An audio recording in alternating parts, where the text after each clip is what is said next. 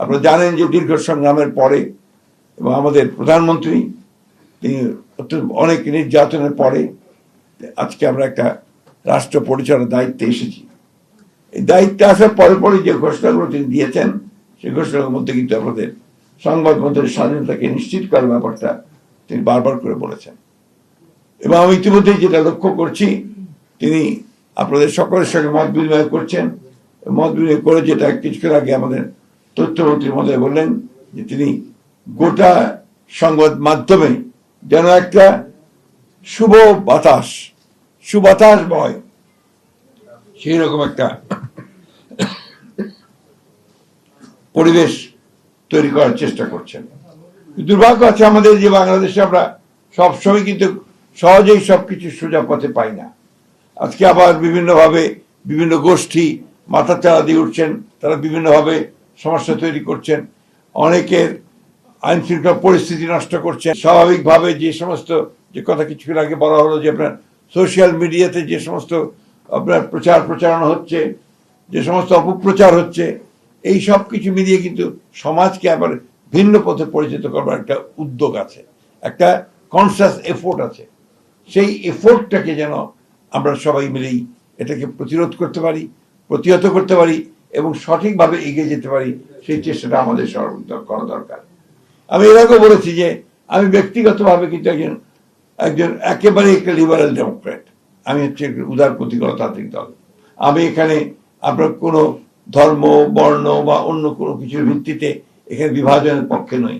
আমি সকলকে সমান অধিকার দেওয়ার পক্ষপাতী একজন মানুষ।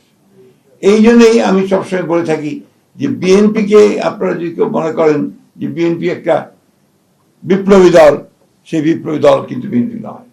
বিএনপি একটা লিবারেল ডেমোক্রেটিক পার্টি, সমন্বয়বাদী দল।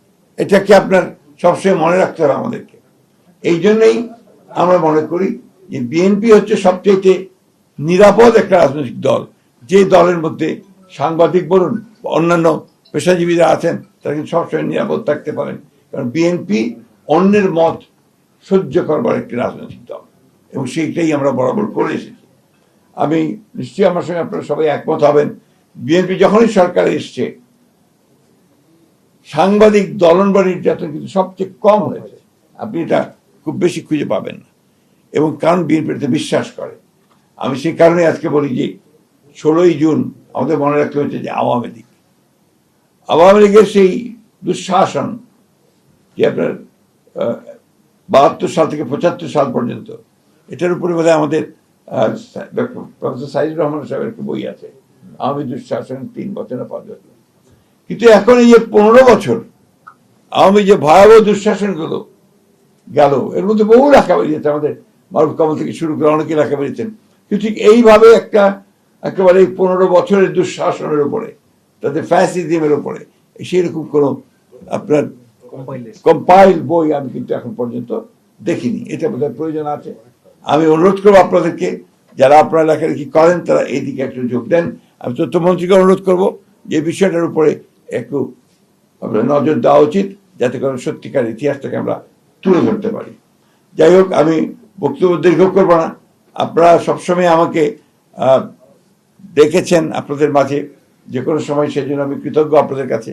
তো একটা কথা আপনাদেরকে আমি আজকে বলে যেতে চাই যে আপনাদের অধিকার রক্ষার্থে আমি কিন্তু আপনাদের সঙ্গে ছিলাম, আছি, থাকবো, সেটা আপনাকে এনশিওর করতে পারি।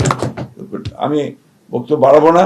আজকে 16ই জুনে আমরা আজকে সেই অত্যন্ত কালো দিবসকে মনে করব। শুধু মনে করলে হবে না, কালো দিবস যেন আর ফিরে না আসে আমাদের রাষ্ট্রে, আমাদের রাজনৈতিক জীবনে, সে কথাটা আমাদেরকে নিশ্চিত করতে হবে।